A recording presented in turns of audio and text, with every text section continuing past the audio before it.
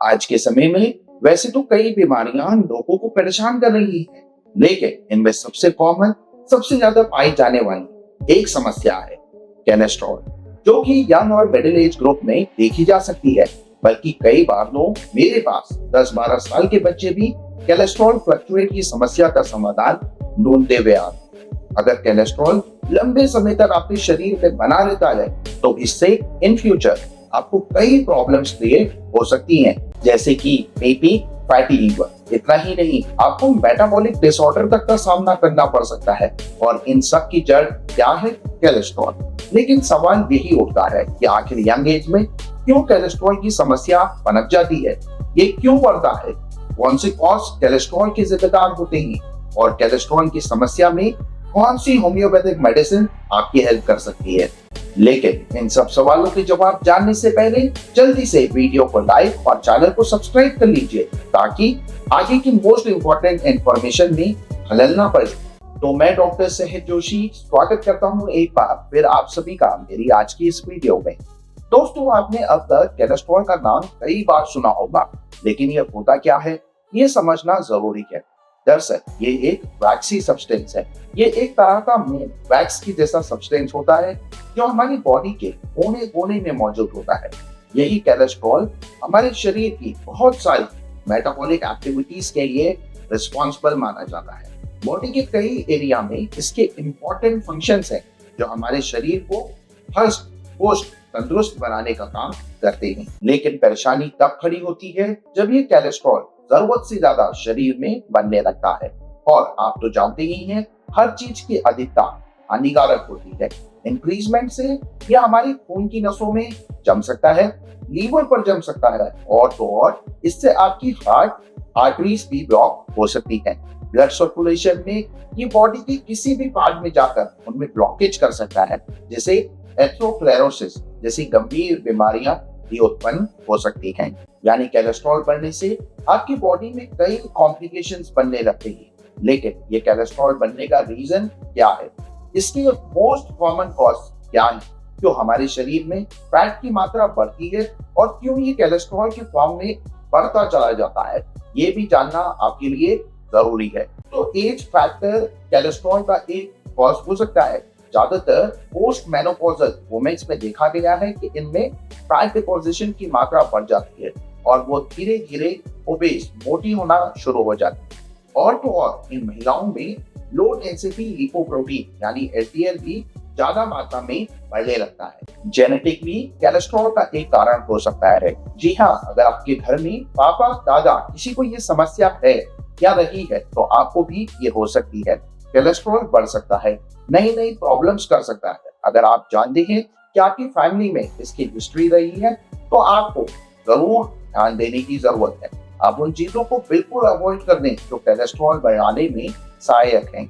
अगला कॉज है lifestyle. Cholesterol का बनने का रीजन आज ज्यादातर लोगों में देखने को मिलता है, क्योंकि आज लोग हेल्दी हरी सब्जियों से ज्यादा बाहर का तला भुना खाना पसंद करते हैं। अगर आप saturated fat, bakery items, fatty milk, dairy products, meat, oily खाना ज्यादा पसंद करते हैं तो आपको अभी से इन पर रोक लगानी होगी, क्योंकि ये सब चीजें भले ही स्वाद में लाजवाब हो, लेकिन स्वास्थ्य के लिए बहुत हार्मफुल है। ये bad fat, LDL, VLDL total cholesterol को बढ़ावा देती है, और तो और ट्राइग्लिसराइड्स भी इन चीजों का सेवन करने से बढ़ जाता है। जबकि जो गुड कोलेस्ट्रॉल एचडीएल यानी हाई डेंसिटी लिपोप्रोटीन है वो डिक्रीज होना शुरू हो जाता है।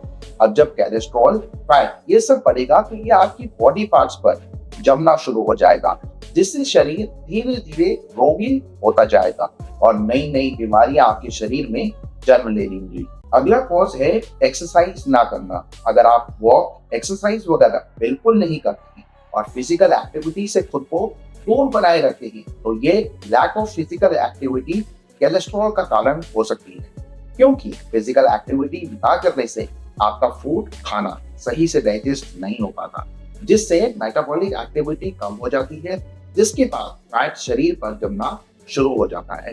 Alcohol, smoking. अगर आप बहुत ज्यादा सिगरेट पीते हैं, अल्कोहल कंज्यूम करते हैं तो ये चीजें आपकी बॉडी में फैट जमने की टेंडेंसी को बढ़ाने में मदद करती है।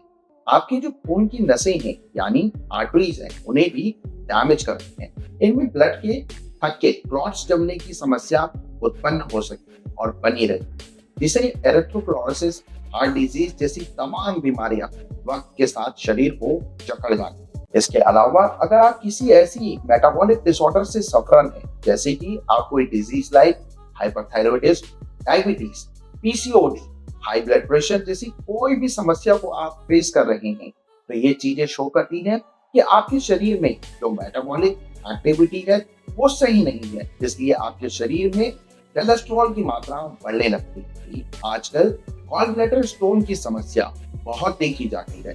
अक्सर मेरे पास पेशेंट भी इसके रिगार्डिंग आते हैं जिन्हें ये नहीं पता होता कि ये समस्या उन्हें कोलेस्ट्रॉल के कारण भी हो सकती है, क्योंकि फैट के जमने से ही गॉल ब्लैडर के अंदर स्टोन बनना शुरू हो जाते हैं। इसलिए जिन लोगों के अंदर फैट ज्यादा है, कोलेस्ट्रॉल बहुत ज्यादा है, उन्हें अभी से हेल्थ पर ध्यान देना होगा, वरना इन फ्यूचर आपकी भी गॉल ब्लैडर में स्टोन की समस्या देखने को मिल सकती है। अगला रीजन है मोटापा, ओबेसिटी।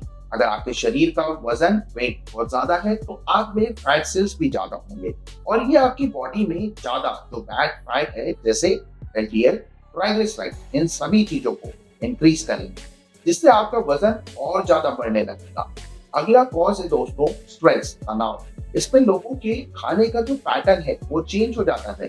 कई लोग खाना बहुत कम मात्रा में खाते हैं और तो कई बेशुमार खाते हैं। स्ट्रेस में स्वीट्स ज्यादा इंटेक करते हैं, फिजिकल एक्टिविटी पर ध्यान नहीं देते, जिससे शरीर में फैट बढ़ना शुरू हो जाता है, वजन बहुत बढ़ जाता है। और अगर वक्त रहते इसे कंट्रोल ना किया जाए तो समस्या आम से गंभीर भी हो सकती है। आजकल के दिनों में कोलेस्ट्रॉल की समस्या का यंगस्टर्स, मिडिल एज के लोग काफी ज्यादा सामना कर रहे हैं। Compare to this generation, old people में बहुत ही कम कोलेस्ट्रॉल को फेस करते थे। पुरानी पीढ़ी में 50-55 के बाद कोलेस्ट्रॉल फ्लक्चुएट देखने को मिलता था, वो भी सिर्फ कुछ ही लोगों में, और इसका रीजन है शारीरिक गतिविधियां। पहले जमाने के लोग जितना खाते थे उतना काम भी करते थे, दिन भर शरीर मशीन की तरह चलता रहता था, इसलिए कोलेस्ट्रॉल बनने, फैट जमने की नौबत ही नहीं आती। लेकिन आज का युवा ना तो हेल्दी खाने की तरफ ध्यान देता है और ना ही फिजिकल एक्टिविटी पर, इसलिए ये समस्या यंग बच्चों को भी आसानी से अपना शिकार बना लेती है। लेकिन इससे छुटकारा कैसे पाया जाए, इसके लिए मैं आपको कुछ खास होम्योपैथिक मेडिसिन के बारे में बता देता हूँ, और आप इन इफेक्टिव फायदेमंद मेडिसिन को regularity with better lifestyle food items के साथ लेते हैं तो आपको बहुत जल्दी और बहुत अच्छा रिजल्ट देखने को मिलेगा और कोलेस्ट्रॉल की समस्या ग्रेजुअली कम होती जाएगी। पहली मेडिसिन है जिसकी स्क्रीन में आपको इमेज देखने को मिल रही होगी, हॉटिंगा गवर्नमेंट। ये बहुत ही असरदार मेडिसिन है। मैं अपने ज्यादातर पेशेंट्स को कोलेस्ट्रॉल रिड्यूस करने के लिए यही देता हूँ। इसे आप मदर टीचर फॉर्म में लें, जिससे आपकी मेटाबॉलिक एक्टिविटीज इंप्रूव होगी, फैट सेल की डिपॉजिट होने की टेंडेंसी कम होगी और मेटाबॉलिज्म भी अच्छा हो जाएगा। दोस्तों, दूसरी मेडिसिन जिसकी आपको स्क्रीन में इमेज देखने को मिल रही होगी, कार्डस मेराइनस क्यू। ये दवाई भी कोलेस्ट्रॉल में बहुत ही ज्यादा अच्छी मानी जाती है, क्योंकि ये आपके लीवर के ऊपर काफी अच्छा काम करती है, क्योंकि लीवर ही फैट के मेटाबॉलिज्म में एक मेजर रोल प्ले करता है।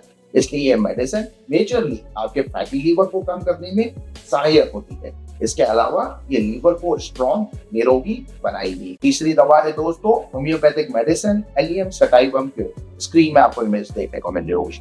फैट सेल्स को कम करने में लहसुन से बनी यह लाभकारी मेडिसिन, इस दवा में लहसुन का इस्तेमाल किया गया है। अगर फैट सेल्स बन रहे हैं तो ये फैट सेल्स को मेटाबॉलाइज करके, सिंथेसाइज कर बने हुए फैट को शरीर से बाहर निकालने में कारगर साबित होती है।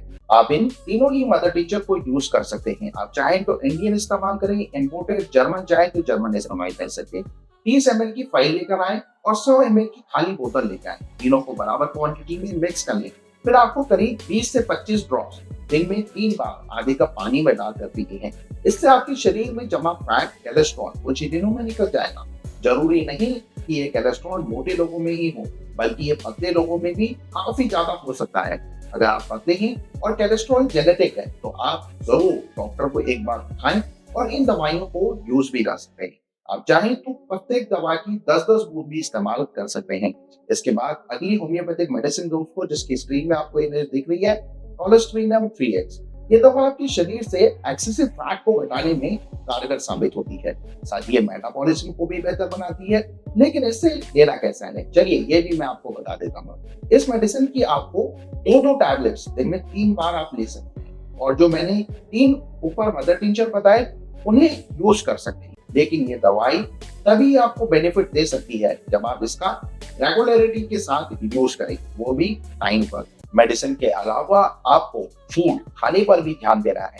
आपको ऐसा भोजन खाना है जो आपके शरीर को तंदुरुस्त बनाए, ना कि रोग। इसलिए आपको हरी सब्जियां, फल, बीन्स वगैरह डाइट में शामिल करनी चाहिए। और लाइफस्टाइल पर भी फोकस रखना बहुत इंपॉर्टेंट है। सही वक्त पर सोना, टाइम टू टाइम खाना खाना, एक्सरसाइज, वॉकिंग, जॉगिंग यानी फिजिकल एक्टिविटी को भी लाइफ का एक अहम हिस्सा बनाना है, ताकि फैट, कोलेस्ट्रॉल को जमने से रोका जा सके। उम्मीद करता हूँ आपको ये मेरी वीडियो और इन्फॉर्मेशन समझ आई होगी। अगर वाकई हेल्पफुल रही है तो इसे लाइक और दोस्तों के साथ शेयर जरूर करें। ऐसी ही नई और हेल्पफुल वीडियो पाने के लिए चैनल को सब्सक्राइब कर बेल आइकन को प्रेस कर लीजिए। मिलता हूँ बहुत जल्द इसी प्रकार की इंफॉर्मेटिव वीडियो के साथ। तब तक के लिए आप सभी लोग अपना बहुत अच्छा ख्याल रखिए, हंसते रहिए, मुस्कुराते रहिए, रोज कुछ ना कुछ नया सीखते रहिए। Thanks for watching.